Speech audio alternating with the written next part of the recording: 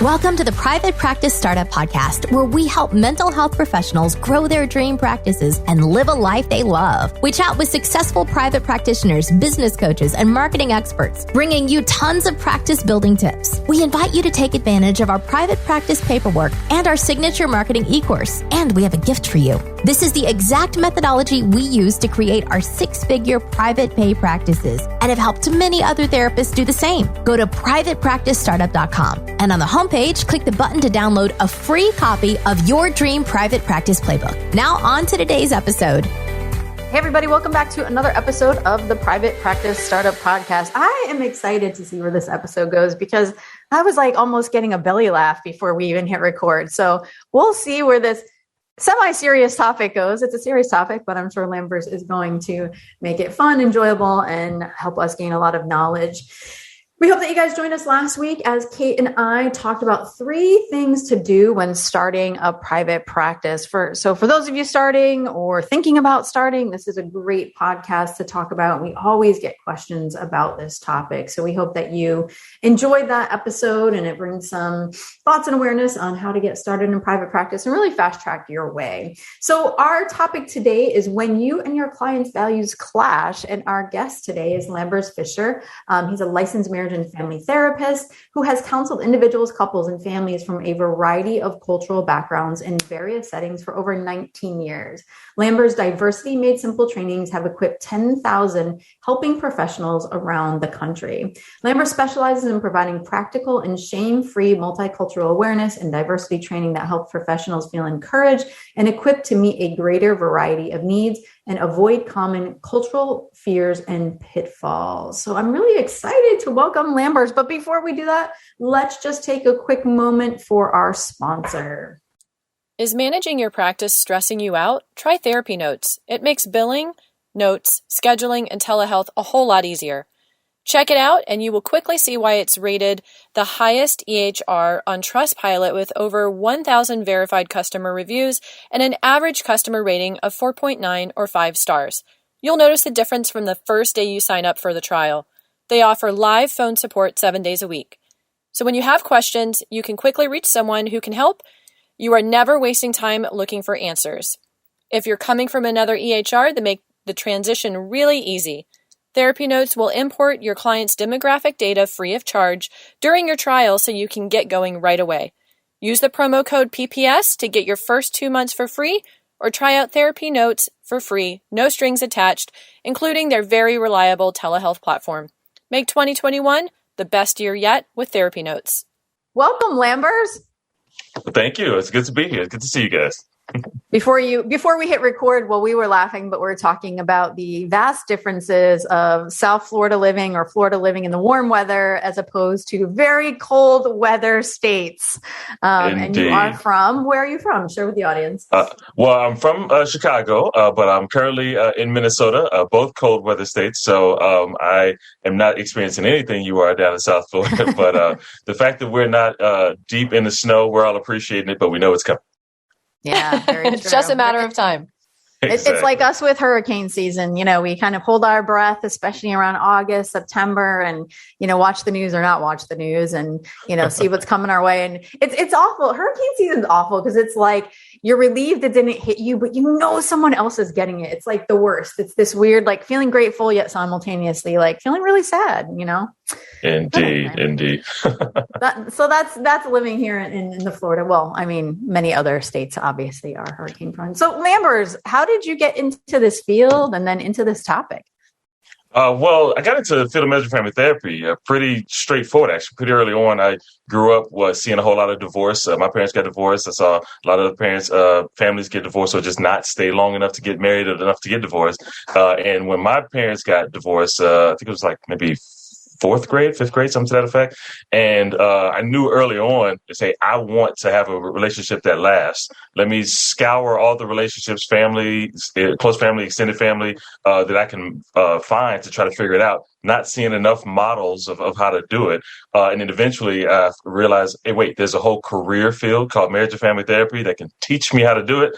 And all I have to do is help other people do it along the way. Sign me up. And that's literally my MFT story. I went straight through psychology and then found out marriage and family therapy.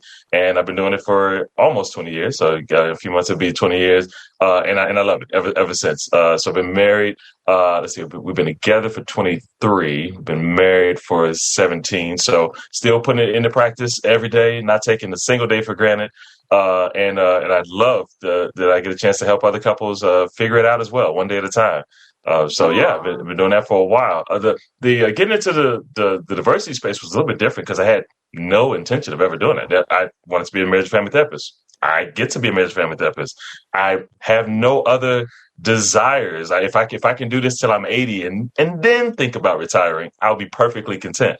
I started doing the diversity stuff because I was around a lot of therapists who felt uncomfortable with some of the client referrals they were getting. And it's like, well, I get somebody from this cultural background with no animosity, with no negativity, just I don't think I know enough. I'm not an expert in that diversity stuff. I don't know about this population, that population. And a lot of clients got referred away. A lot of people just referred, and they just got hopped around before they even saw a person. And I was like, well, you don't need to know everything about everybody to have a positive impact on somebody.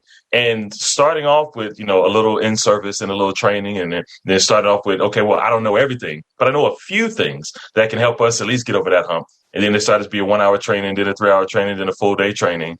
And then I got a chance to do a weekend conference. It was like a 16-hour kind of thing. It's just like, I didn't realize there was that much to say, to be totally honest, because I don't focus on being an expert as much as the strategy. So how can we use these therapeutic skills we have already to apply it to a variety of different people? And then it's just got more fun. Mainly less about teaching a new textbook's worth of knowledge as much as demystifying diversity enough to say, hey, you can use what you have to get started. Sure, there's a lot more learning to do along the way, but you can do more than you think you can do. And the people who are ready to be served by you don't need you to be an expert. They just need you to know enough to help them out and then learn as you go. And I've been having fun ever since. So I've been doing this alongside of me. I'm still a therapist first. I'm not a public speaker first. I'm still a therapist first. But when I get a chance to, and that chance has increased a lot recently. But I love to help therapists, helping professionals, even outside of therapists, feel empowered to help more people, which is why we got into the space in the first place. So yeah, it's been fun. Yeah, you can hear your passion and your energy and your personality and how you talk about this stuff. I bet the people who attend your events just have so much fun. And it's such an important topic. So to be able to make it fun and not to have it be so, serious just really transforms the experience.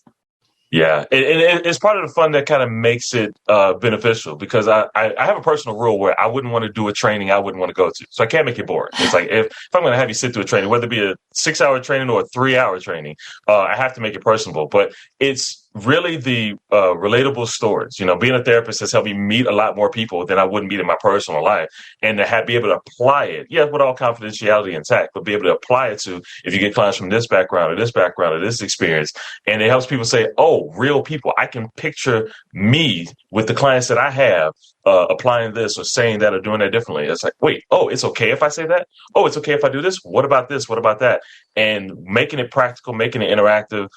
Even if I do a recorded one, still trying to include in the most common Q&A type of things. People will say, oh, I've had that question. Wait, I'm not the only one that has that question. I thought I was bad for needing to ask that question. Just it's normalizing and it's empowering. And a lot of times it's just a matter of, I've actually had people say, well, I was always afraid to ask this question, not just to a client, not just to a colleague. I've had training experiences where the trainer shamed me for asking this question.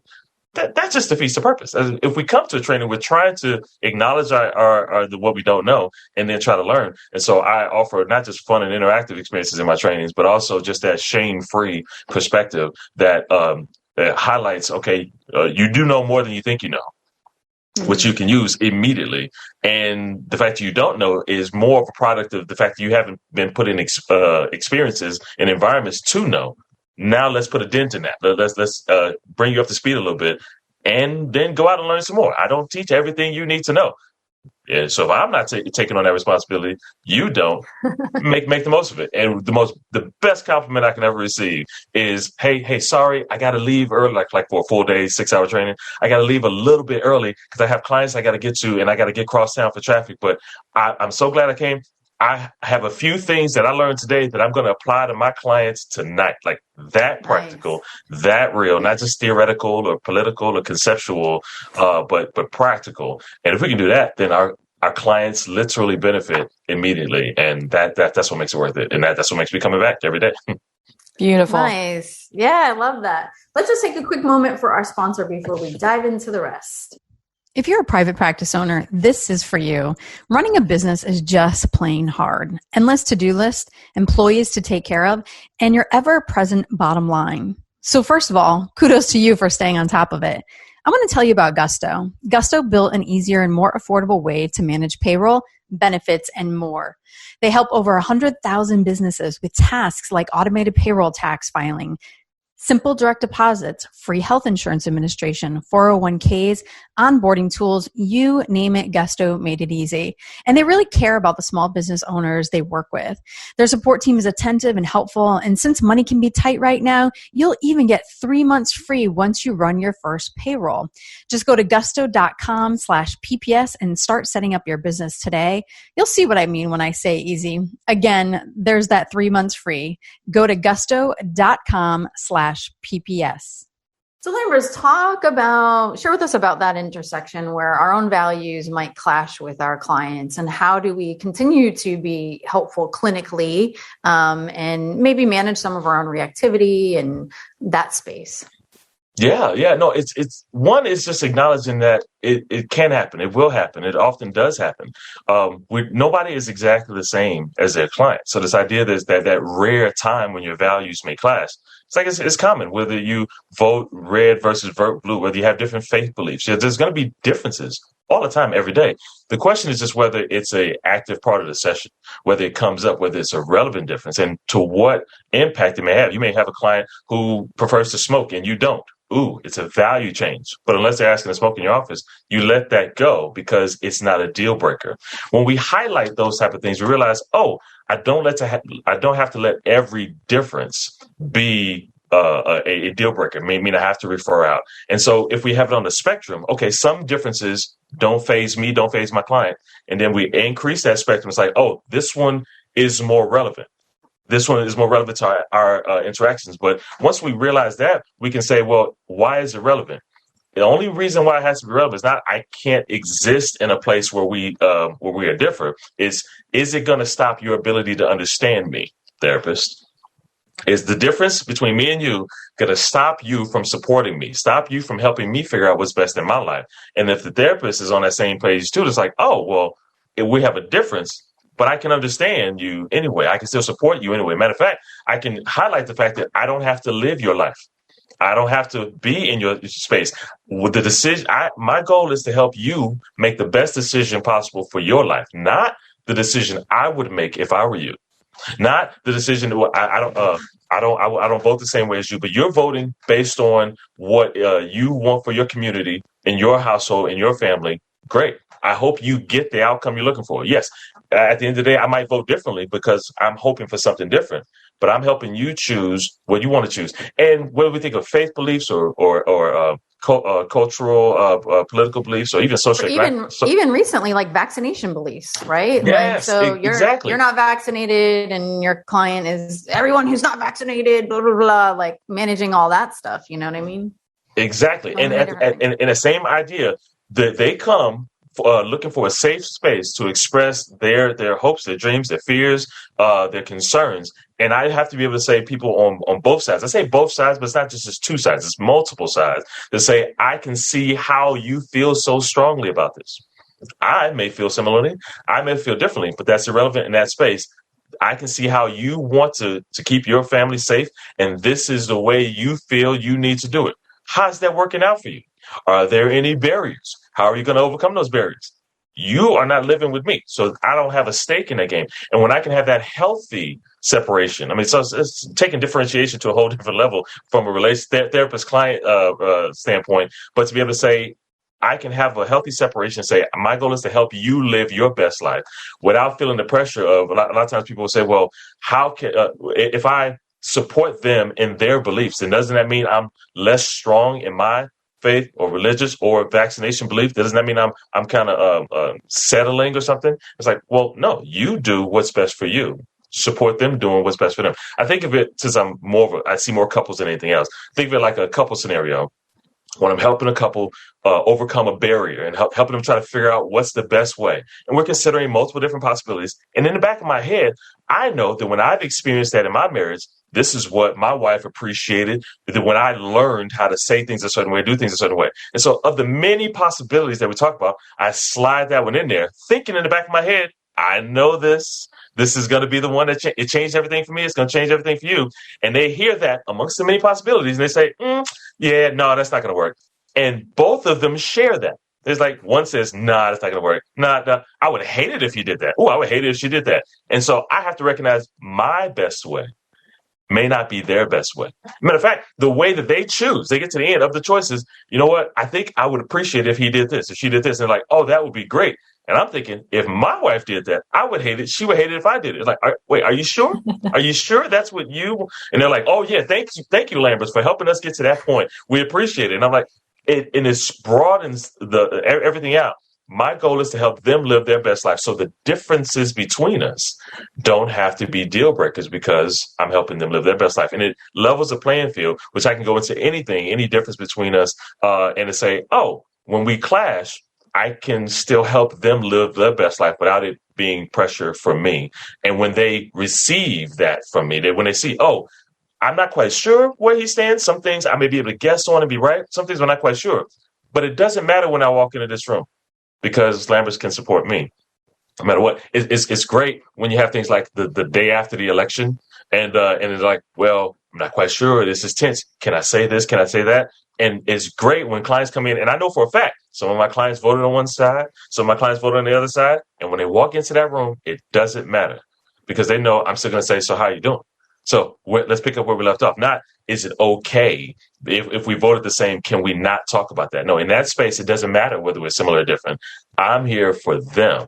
And my self-esteem is intact, theirs is intact, and we move forward. And when we can get more conversations like that, then we can be the safe holders of a variety of different things, similar or different. And it's so fun to pleasantly surprise yourself and your clients. And they're like, oh, I can't talk about that anywhere else without people getting uncomfortable. It's like, that's what we're here for. Not because I am pretending I don't have any differences or similarities. I have beliefs, I have values, but they don't matter to you, to my ability to help you. They matter in my life. They don't matter in my ability to help you or not. And that is what has a lasting impact on our clients. Yeah. And what happens when they clash in a sense where you as a therapist are having some reactivity or, I think, I don't know, like maybe a scenario would be, maybe the therapist is transgender, right? And actually the client really doesn't really pick up on that and the client's going on. And so like, there's two thoughts I'm having is like, if the therapist is having a lot of reactivity about that, how do they manage that? But also, then when do we disclose to then make it therapeutic? And how do we navigate that space? And it could be, many different scenarios. Right. It's you described the challenge quite well because ideally we want to make the times when it is potentially a deal breaker as small as possible. It's not going to be zero. We all have a line. We all have a limit that's a little bit more difficult. And we have to accept that. And that's the first step. Accept that there are things that are more sensitive than others. But when I say accept, I don't mean accept as good, great, ideal. I mean accept that we're imperfect people. But there's a reason for that. Maybe we had a bad past experience, multiple past experiences. Maybe we're secure in who we are. We've had multiple experiences of other people not, and them negatively impacting us. And so if a client says something that makes us think, oh, here we go again. This is going to be one of those scenarios where you're going to be saying things similar to the things that hurt me in before. Now it's relevant. Not because I don't like you, client, or we have a problem, but because that's going to be slightly distracting from my ability to truly help you because I'm going to be talking about that. And we have to own it. So the first challenge is owning it. Own it where people too. and accept that. That way we're not distracted by feeling bad. Oh, I'm not professional enough. Maybe I shouldn't be in this field because I'm not perfectly not affected by everything. We're human. It's acceptable. But then the question is, how do we address that? I personally, and I do talk about this in my training as well, I don't go to self-disclosure first. Self-disclosure is fair. It happens all the time. I don't go first, oftentimes because you get more of the benefits from not self-disclosing than you do from self-disclosing. Because really, self-disclosing is really just saying, trying to help the client understand, hey, this might be an issue for this particular reason for me. But you can soften that. Sometimes if the client hears that and says, oh, I didn't know that. Thanks for helping me understand. Great. Everybody wins. Let's move forward.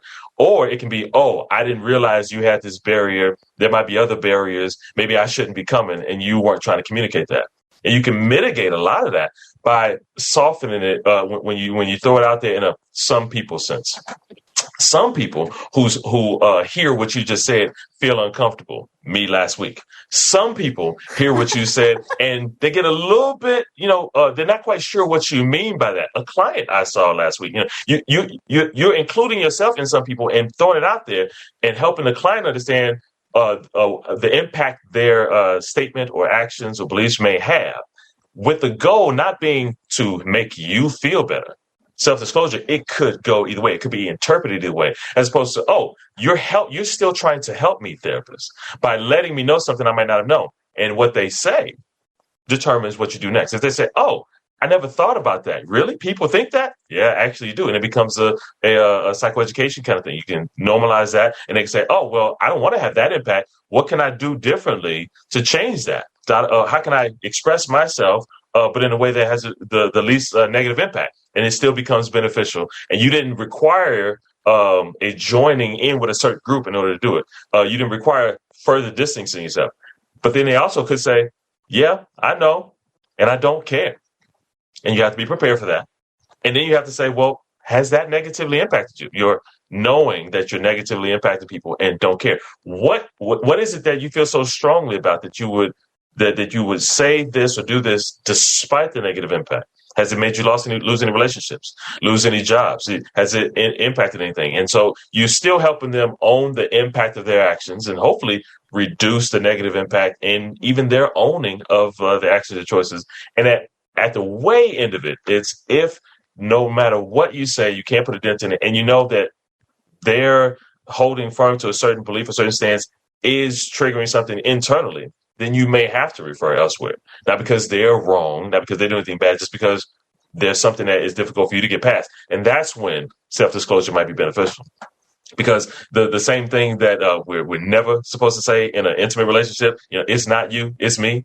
Nobody wants to get broken up with an it's not you, it's me sense. But in a therapeutic sense, it may be the best thing to say. I might need to refer you out. There's some things that I thought I had managed well enough, but it's a little bit of a barrier. It's not you, it's me. In an ideal sense, I would like to be able to support you no matter what, but maybe you'd be better off with a therapist who doesn't have the same soft areas that need to be a little bit more firm. The same things need to be addressed. And I'm going to address that on my own.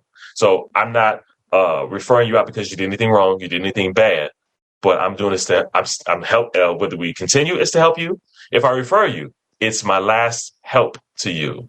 But that helps to reduce the referral out of judgment, referral as a microaggression, as a one more thing to tell me I'm bad. You mitigate a lot of that, but it's still at the foundation of owning you, accepting you.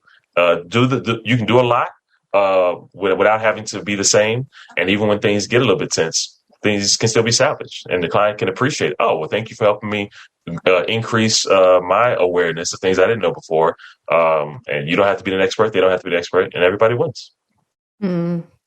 Yeah, it's interesting. We actually just interviewed Dr. Shante Deloach, and we were talking about, shared trauma, right? And also too, many times we're all couples counselors. And interestingly enough, there's many times I thought about like, oh my God, could you imagine me a couples counselor and you're going through a divorce, or your spouse cheated on you and this is what you specialize in, and, managing that. And it's just kind of really being very aware, getting support of what's going on for us. And can we be helping at that point, or is it too much? Yes. And we have to get our own therapy and things like that. But then also there's a beautiful part of it. I mean, many times, when I was doing sessions with couples, I would watch them do their, interactions, and I was like, oh my God, is that what I sound like? That's awful. I need to go home and apologize. You know what I mean? So there's like a growth and healing that comes within it as well for us as the therapist too, sometimes, depending on where we're at. Indeed. And we need to accept that. And along the spectrum. If you need to get personal therapy, you need to consult, you need to go research, do some things. You don't have to wait until you're done in order to help people. You can help people along the way, because there is really never a done period. There's no right amount of books to read. There's so many book lists that came out over the past year. It's like there's so many things you can read and learn about, so many more therapy experiences you can have that can grow, but you don't have to wait until a certain amount of time. You can say, I am getting help along the way, alongside of my help with you, and that's a great place to be, because you can increase your understanding as you go, wrestle with some things, and normalize it as much as you can. Yeah.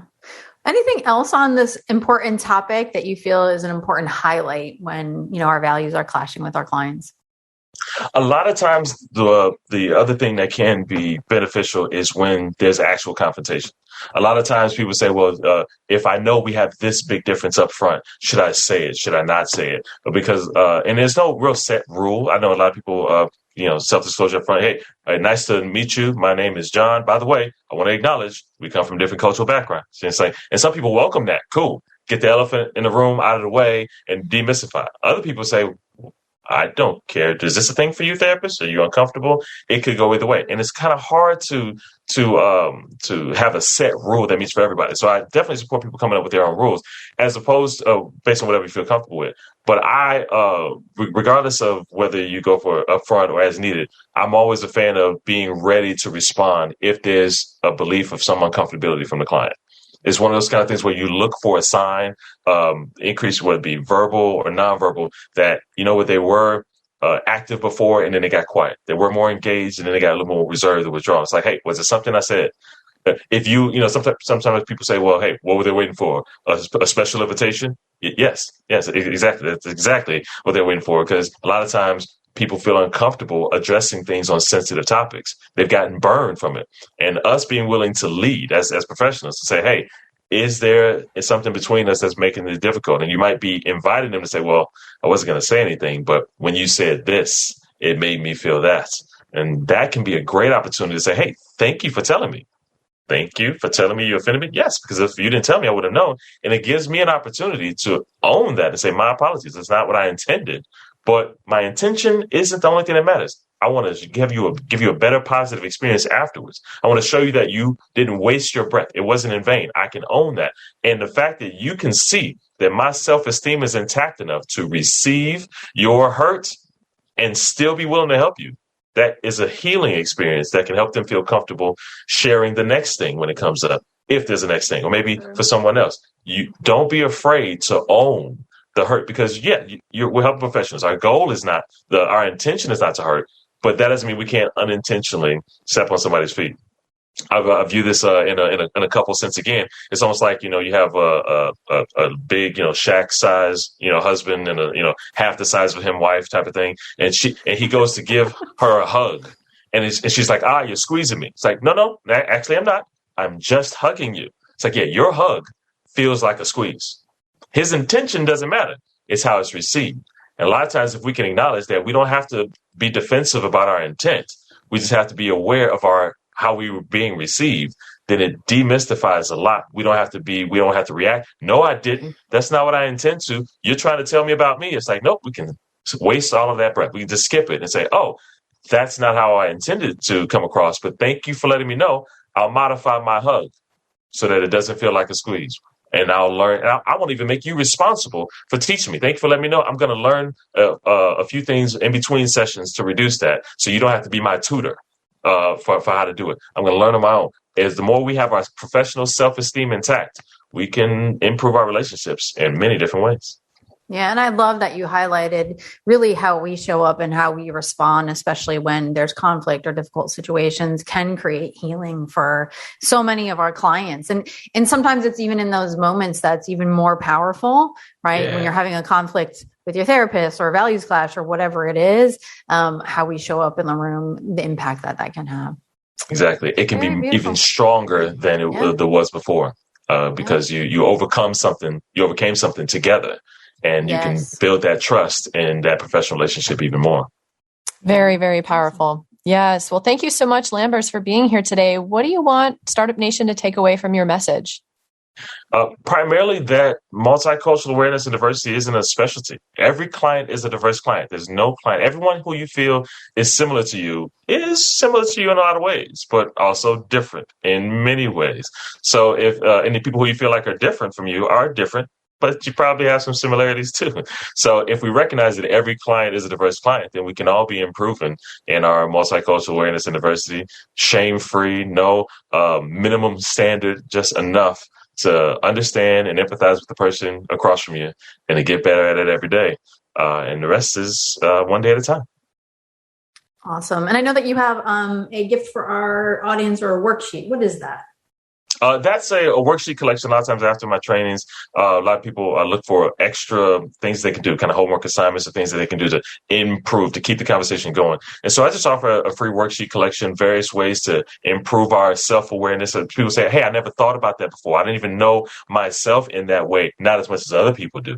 And so I just have a few very non-threatening, hey, fill these things out, ask questions about aspects of ourselves, about our cultural identity, ways in which we understand the impact that we've had on others. So it's nice little free PDF that's available on my website, but also on the link that you guys have on my diversitymadesimple.com website. And you can get that. And even if you never read the book or go to one of my trainings, it's a good thing to kind of say, what am I doing to increase my cultural competence, reduce the amount of unintentional offenses that occur, and yet be prepared to repair them when they come up. Nice. Yeah, and I was noticing that you have a book. What is your book's name? My book's name is Diversity in Clinical Practice, and it's an odd title because although it's primarily geared toward mental health professionals, I've given this book to teachers, clergy, community leaders, and things like that. It's so non-textbook oriented, just to help continue that shame-free perspective and to say, how can we all improve our interactions with everyone we serve, clients, customers, students, whatever the case may be? How can we not be experts, but to help them, whoever the them across from us is, feel understood and seen by me just as much as everyone else? And so that's its new. It's hot off the press. It's about a month old now, and it's getting great responses. And I just want to be as helpful to everybody else so that the clients benefit from better professionals helping them out. Such an important topic. And we'd love to include the link for your book on the show notes page so people can access that. So we'll make sure to do that, Startup Nation. Lambers, this was awesome. Thank you so much for this conversation. And it can be a very tricky situation to navigate if you don't really know how and have the tools. So we really appreciate you talking about it here today. My pleasure. Thanks for having me and for keeping the conversation going. The more we're all sharing these conversations and demystifying it, the more we can take it back to colleagues and staff meetings and say, hey, I heard a good podcast. Let's keep that conversation going here. And every client benefits all over. So thank you. Startup Nation, we hope you guys enjoyed this episode as much as we did. And we want to encourage you to subscribe, rate, and review the show. And of course, share this important episode with your colleagues and friends, because everybody can really benefit from continuing the conversation, just like Lambers was just sharing with us.